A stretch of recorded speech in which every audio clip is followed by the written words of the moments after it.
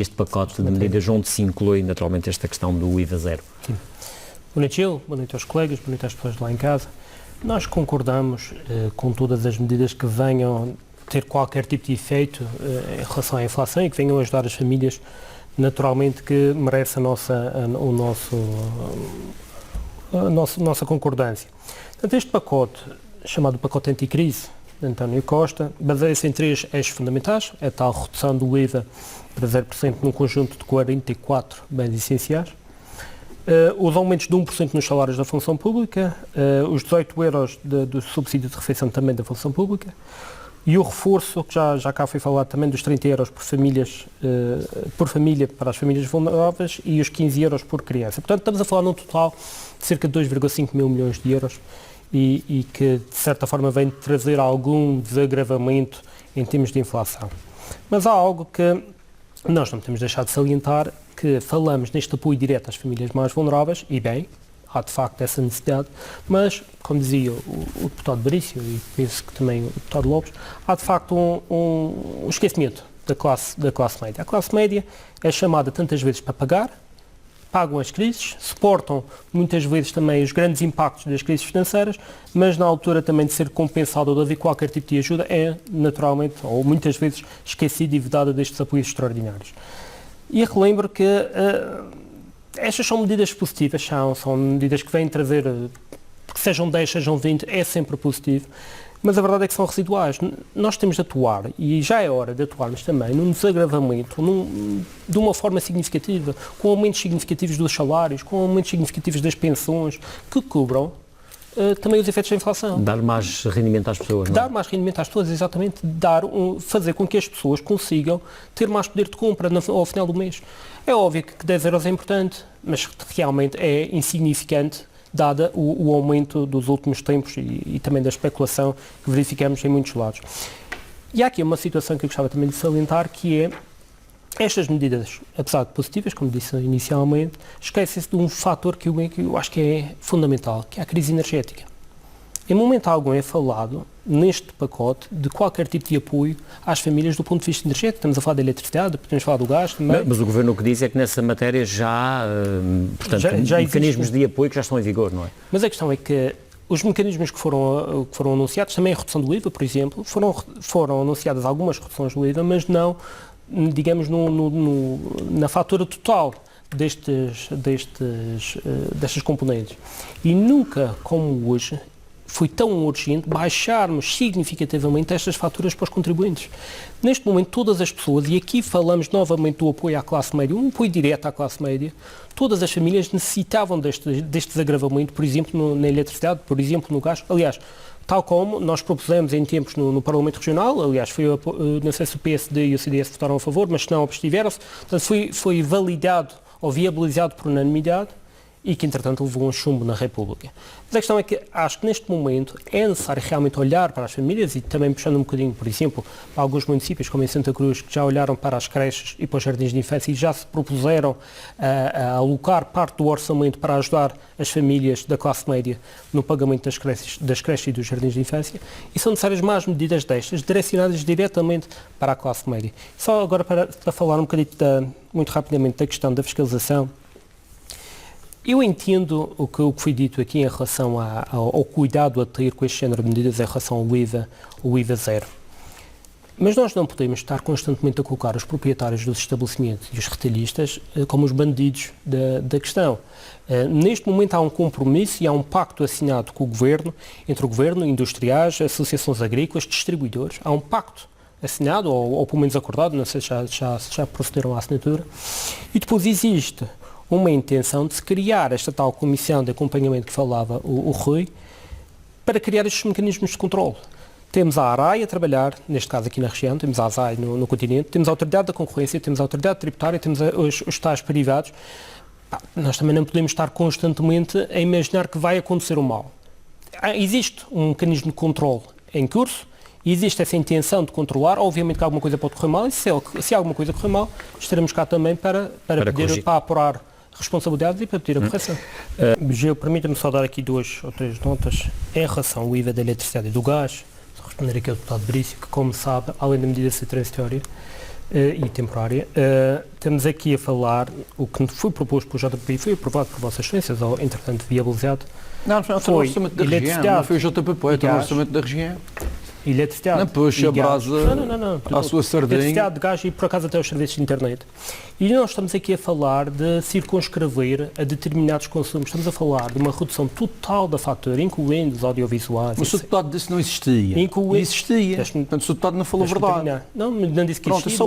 O que só quis demonstrar que houve uma redução do IVA na eletricidade. O que eu estou a dizer é que o IVA da eletricidade deve incluir toda a fatura, e repito, toda a fatura, agora pode dar as voltinhas a todos os consumidores e incluir o gás e obviamente incluir os serviços de internet, como Vossas Excelências concordaram na altura e depois, entretanto, deixaram chumbar na República.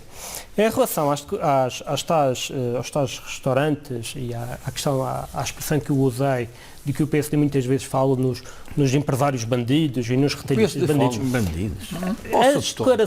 As declarações surgem de uma outra proposta, já discutimos várias vezes, inclusive também propostas do JPP, de redução do IVA da restauração, sim, de redução da taxa mínima do IVA, também discutimos cá na região, antes desta proposta de Não, o que tem falado no IVA da restauração é que de facto isso não se repercutiu, digamos assim, no preço final. Mas a questão que se coloca aqui é por falta de fiscalização. É por falta de fiscalização.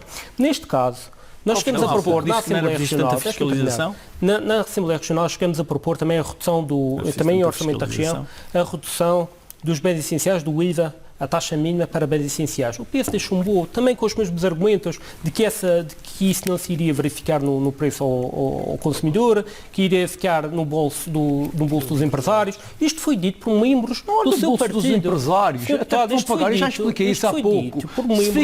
Se fica no empresário, paga mais IRC. Isso é uma falsa questão. Não use isso. Isto foi dito não use isso para confundir as pessoas.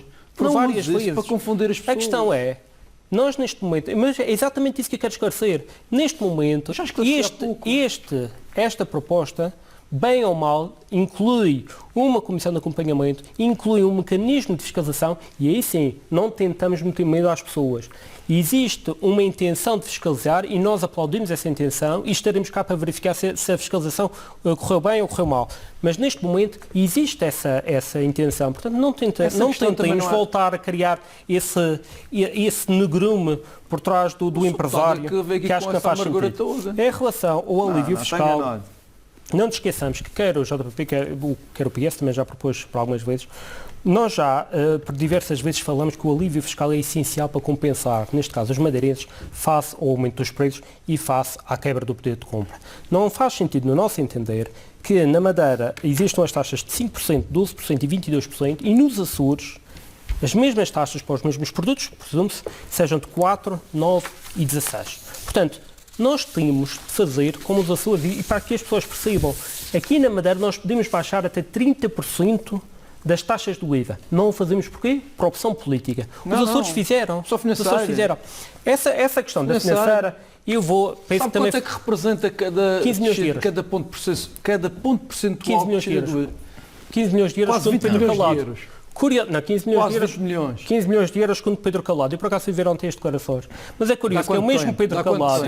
É o mesmo Pedro Calado que depois quer gastar 150 milhões de euros no muro para parar de tsunamis. Portanto, isto cabe na cabeça de alguém. Isto cabe na cabeça de alguém. Gastamos 150 milhões para parar de tsunamis. Mas depois recusam-se a baixar, a gastar. E atenção, porque ao falarmos de 15 milhões por cada ponto percentual do IVA, não falamos no aumento ao consumo, não falamos depois na revitalização da economia que esta redução poderá ter. Já vamos continuar a falar. E só para acabar, a questão do orçamento retificativo, rapidamente. Um orçamento retificativo, ao contrário do suplementar, existe uma redistribuição de rubricas orçamentais. Ou seja, existindo estes 10 milhões, penso que foi isso que Miguel Albuquerque avançou, 10 milhões de euros da questão dos funcionários públicos, de 1% dos funcionários públicos e do subsídio de alimentação, estes 10 milhões de euros implicariam que existisse aqui um reajustamento orçamental na retirada de investimento, eventualmente, ou na redução de despesa. Estamos de acordo nesse aspecto. O que o secretário diz é que, de certa forma, este tipo de despesas estavam mais ou menos previstas. A questão é, se existe já essa previsão, tudo bem, quer dizer que o secretário já tinha essa margem de manobra, mas não existia. Nós não temos problemas nenhum em deixar cair orçamentos ou investimentos ruinosos, como o campo de golfe, dos 12 milhões do campo de golfe, os 15 milhões das Ginjas, hoje está a 150 milhões da extensão do Porto do Funchal, para acomodar estes 10 milhões de orçamento. A questão aqui é um mero formalismo do orçamento. Agora, se o Governo Regional tem verba para dispensar, entre aspas, para reajustar dentro do orçamento, não temos dúvidas nenhuma. Uma questão. Eu estava aqui a ouvir o deputado Berício que fala que só aumentaram agora porque há uma redução dos combustíveis que permite esse aumento. Se nós consultarmos o Joram e as portarias, este aumento já vem a ser verificado desde julho de 2022. Qual aumento? Este aumento do ISP.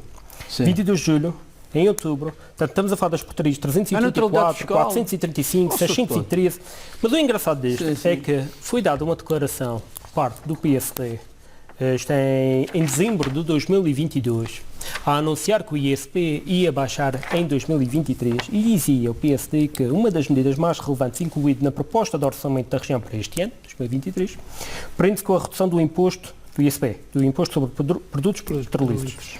E esta redução, tal como se constata, tem permitido um substancial alívio da tesouraria dos contribuintes. É verdade, não é verdade? Concordamos. Quanto é que pagava em 2022 pelo combustível?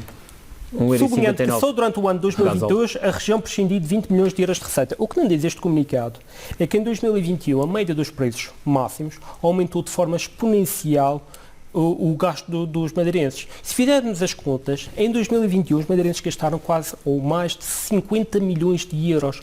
Em 2022 recuperam 20 e agora o que é que acontece em 2023? Aumenta outra vez. Mas o mais escandaloso disto é que foi prometido pelo PSD região apoia a poupança nos combustíveis com redução do ISP em 2023. Pois visto o orçamento de 2023 em janeiro, fevereiro e março. Chegamos a março, o que é que acontece? Já vamos aumentar outra vez. Tem a ver com a neutralidade fiscal, isto é evolutivo. Quer dizer, mas isto então não é uma promessa séria. Isto não é uma promessa séria. Está a fazer uma avaliação de 2023, quando ainda estamos... Foi declarado é que existia uma diminuição do ISP em 2023. Exatamente. Está a fazer uma avaliação para o orçamento de 2023 que se ingisse a 3 meses. A partir do terceiro mês aumentou outra vez. Isto não faz sentido. Um ano tem 12 meses, não tem 3 meses. Exatamente. Mas ao terceiro mês já aumentaram o ISP, vamos esperar até o décimo. Vamos oferecer um calendário. Esta questão é uma questão que levanta muitas preocupações. Primeiro, porque não é só a questão do horário de trabalho, é também condições de alojamento, condições de alimentação, inclusive. E depois há essa formação no tal contexto de trabalho, que o Sr. Deputado Berício diz que são diferentes do normal em termos de horário, penso que conhece a questão. Mas estamos a falar de denúncias de alunos que trabalhavam das 7 da manhã às 10 da noite. Eu não sei, o Sr. Deputado sabe Não, foram as denúncias dos... Tem que ser apurado, tem que ser apurado. Exatamente, tem de ser apurado. Mas também as mesmas denúncias dizem que esta situação já se passava há 2 anos, portanto, desde o início da formação. Diziam que os próprios alunos tentaram contactar a direção da escola, não foram recebidos e daí terem decidido se manifestar e não comparecer nas aulas. Uma coisa que nós sabemos também é um facto, é que o secretário regional da Educação, não sei se tinha conhecimento ou não, existem meios de comunicação social que dizem que já tinha tido conhecimento. A questão é que as declarações de Jorge Carvalho foram no mínimo surreais. É dizer que acha muito mal que os alunos se manifestem faltando às aulas, que o lugar do aluno é na escola. Portanto, estas foram as declarações do secretário regional da Educação e estas foram públicas. Mas também disse que a inspeção está a atuar. O que nós entendemos é que, mesmo que não existam estas situações, e temos de confirmar realmente com esta fiscalização se existem estas situações, se não existem. Agora, estas declarações são, no mínimo, inacreditáveis. A verdade tem de ser apurada, nós concordamos em pleno que tem de haver uma fiscalização, tem de haver uma investigação, quem não deve não teme, portanto nós não só apoiaremos qualquer tipo de iniciativa, se houver qualquer tipo de intenção de chamada ao Parlamento de um membro do Governo ou mesmo dos diretores pedagógicos, nós não temos qualquer problema em colocar as nossas questões, se acharmos pertinentes. Agora, o que não podemos deixar é esta situação que é num limbo em que ninguém se entende. O que o Sr. Secretário disse nós temos que averiguar a verdade.